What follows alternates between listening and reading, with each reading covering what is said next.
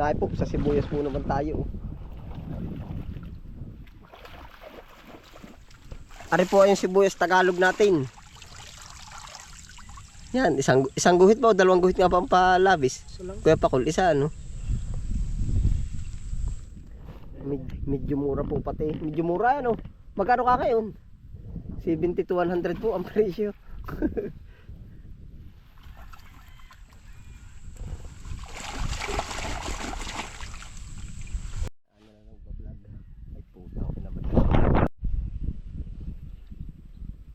Sa sibuyas po tayo. Ilan ba ang karga? Malakari. Ba sa pamport? May tubig ano, pagpag mo. Panlugaw. O pagbaga mo lahat bigit akong babalot na rin.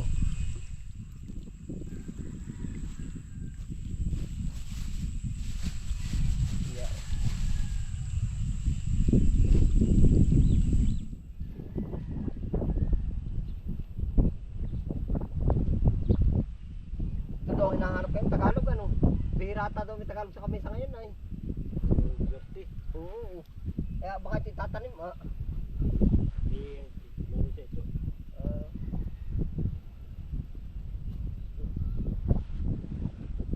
Ayun ba isa ano na?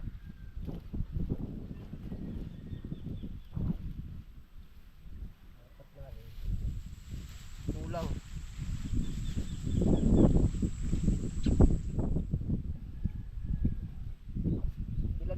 Di tama pala ano ko pang sobra pa.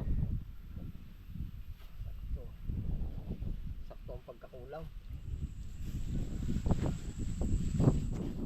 Sobra oh.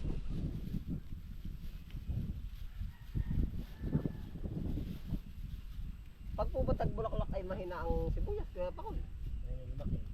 Bakit? Ay ibig sabihin tagmahal naman yun. Hindi rin. Ay dapat pala ano, pag may utang ay tagbulaklak para palit ang utang.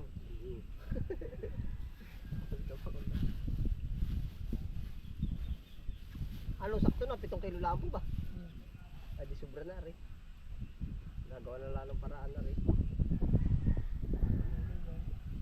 Para may woo! Ayos na. Ano na po yung aming sibuyas.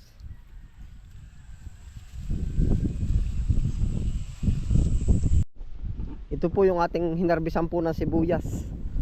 Yan, 7 kilo po. Yan, update na rin po sa sibuyas. Yan, pinili lang po yung malalaki oh.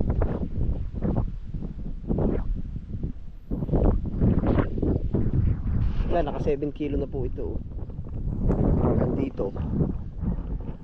Tapos yung iba, bagong tanim na po. Ito po ay Tagalog. Ang farm gate po ngayon ay 70 to 100 dito sa lugar po namin. Tapos ang mas priority ay ito namang Tagalog. Oh, yan. Ito po ang mabenta ngayon. Hinahanap po ito sa market. Hindi ko rin alam kung ano bang nagiging dahilan. Basta tayo po sumusunod laang ay. At gawa po ng halaman natin, demand and supply. Pag malakas ang demand, mahina ang supply. Pag malakas ang supply, mahina ang demand. Awan ko lang po kung basta ganun po yan. Yung po ay hindi na nawawala. Oh. Yan, ay dito yung ating mga ready to harvest. Tapos yun, palaguin. Apat na linyada, 4 na plat. Oh. Yan, sa Tagalog tayo. Puntahan po naman natin ay yung ating possible na ano na Tagalog po din sa kabila, yung binili natin galing siya sa lata. Ito na po ang ganap po. Tayo po taga-sunod laang. Oh. Ganun oh. Sunod laang sa alon. Kaya pag sumalpok tayo sa bato ka alon ay bukol. Oh. Yan, ito na po ang update sa ating possible oh. Yan. Yan po ay nakikitahan na ng paano ba? Maganda. Maganda rin po at nakikibagay ang lalo na po yung panahon nakikibagay. na siya ay kumakarbo na oh. Medyo may lamig pa po ng kaunti ay oh. Yan, ito na po. Parang punla din po ng palay oh.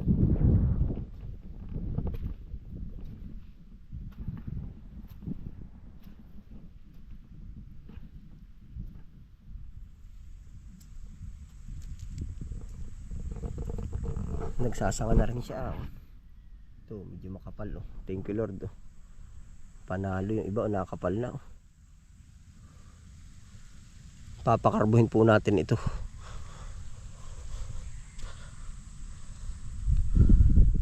Ano to? Ayun. May uod naman. Walang joke ah. Nandiyan ka pala oh. Mai-sprayhan na matabang. Kasi daig pa rin siya ng ay oh.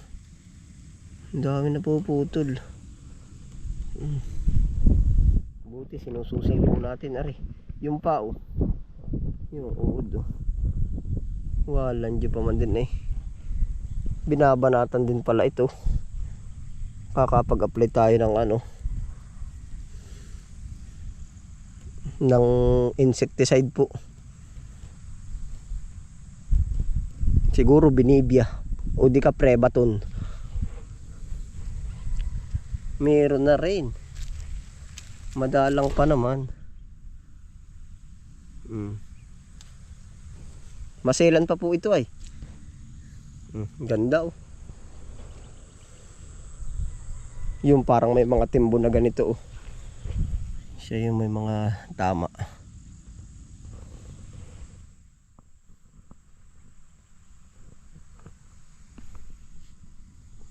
Yun oh, lalaki oh, lumalabas sa hapon yung mga ninira oh, yun oh. Yan oh. Army worm. Pasintabi po sa mga kumakain ano po. Uunahan na natin.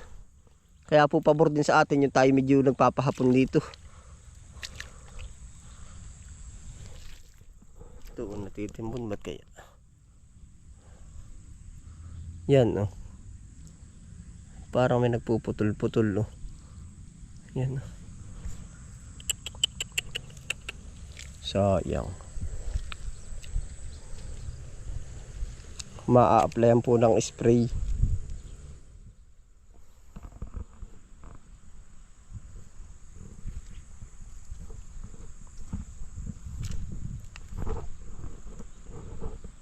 Yan na po ang ganap sa ating sibuyas, pabuto. Manipis dito pero ito quality. Mababa po sa ngayon ang paranggi. Ay di tayo, baliktad lang ng baliktad. Opo, maganda yung lahi natin yan. Kaya po hindi natin, first talim po niyan, hindi natin ibebenta. Ibabaliktad po natin mga hanggang ikadalwa or ikatatlo. Oh, yan. Yung puntahan po naman natin na yung ating Duterte doon. Tayo sa sibuyas. Ready to harvest na po aray. Oh, buyer na lang hinihintay. Dali na yan. Yan, ito na po yung ating sibuyas oh. Gara. Maganda na po yan. Oh, isa na sa makakasama na siya sa maganda. Oh.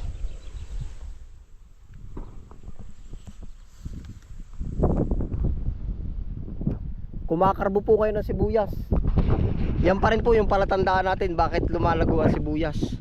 Ngayon po medyo yung presyo na 70 to 100 ay nagkaka-schedule na po ng pa-harvest. Kumbaga yung iba po natanong na natin na buyer ay ano,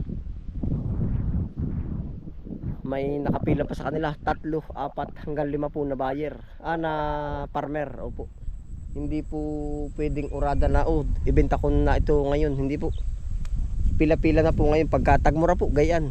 Di yung mga buyer po naman natin gawa nila kinukuhaan, pwede na tayong pumila, kinukuhaan nila yung mga magtatanim po. Hindi pwedeng isa lang yung pukusan, kumbaga si Kabisprin lang ating pukusan. Gawa po ng pag dumating ang time na sa atin lang pumukus, paano pag yung nagtaglinis tayo na wala tayong maisupply, kaya ho nakaladeres din yung kanilang pa-order. Opo. Yan, ito po. ay maano po, ngayon ay sa pa-order. Tayo ay pipila na rin po. Opo. Yan oh. Talagang pagkakarbo naman ay oh. Ganda na po. Ay ko arin yung Pasko bumanat ng ganar kadami ay. Pero ngayon po naman sabay-sabay din po sa lugar namin, sabay-sabay. Opo, bulto.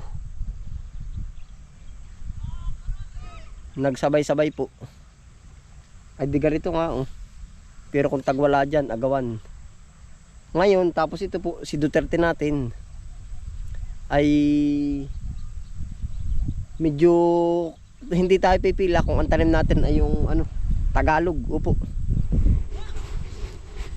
Kumbaga priority ang Tagalog sa buyer. Pero kay Duterte, kailangan pa po tayong pumila. Yan na po, ilang araw na ano oh. Ilang araw na medyo malamig-lamig. Yan na po ang naging ganap sa ating sibuyas oh. Sarap pagmasdan oh.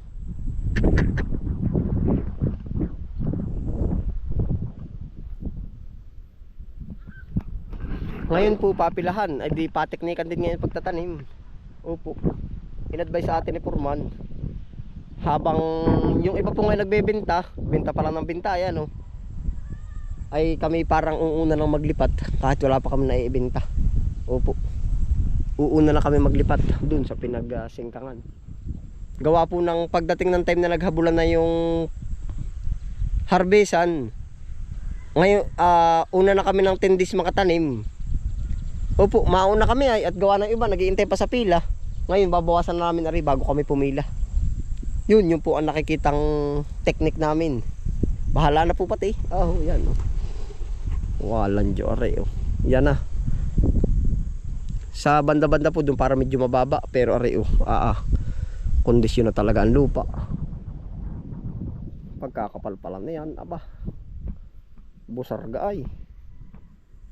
Nagkakaanuhan din po, nagkakapilian din ng buyer. Yung mga buyer ayaw na nang matataas. Oh, ay di siya nating aakatin. Nagkakapilian din yung mga buyer. Oh.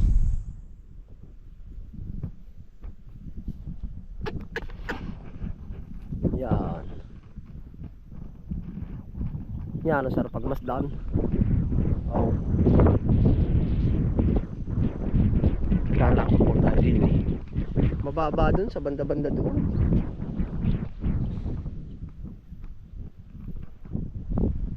Against the light na po tayo. Doon pala talaga dapat. Yan, ito po yung sabi ko sa inyo na medyo hirap pa siyang lumaki. Dito. Kondisyonin pa po ang lupa na yan. Kita pa ang lupa, pero dito po tayo tumingin. Ay, talagang tago. Tago ang lupa.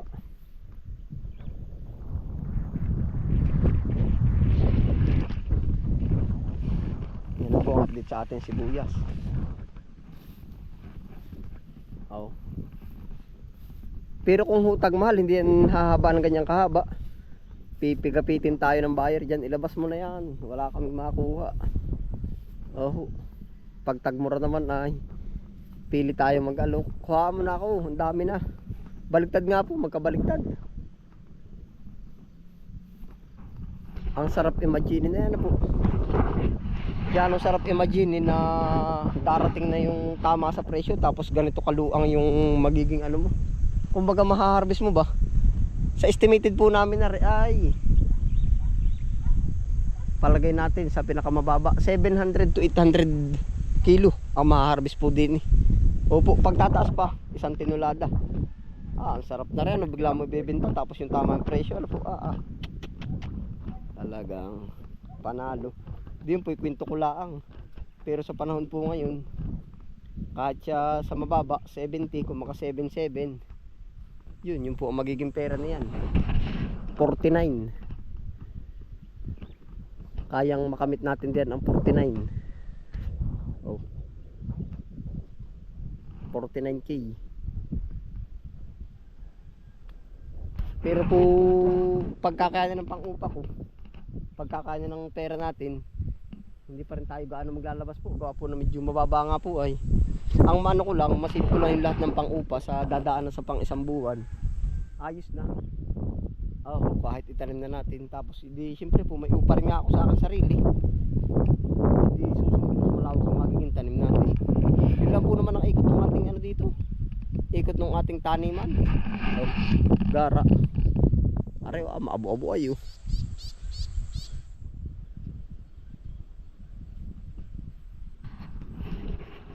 Ayun po, dito na rin po tayo magtatapos ang episode na ito. Ano po?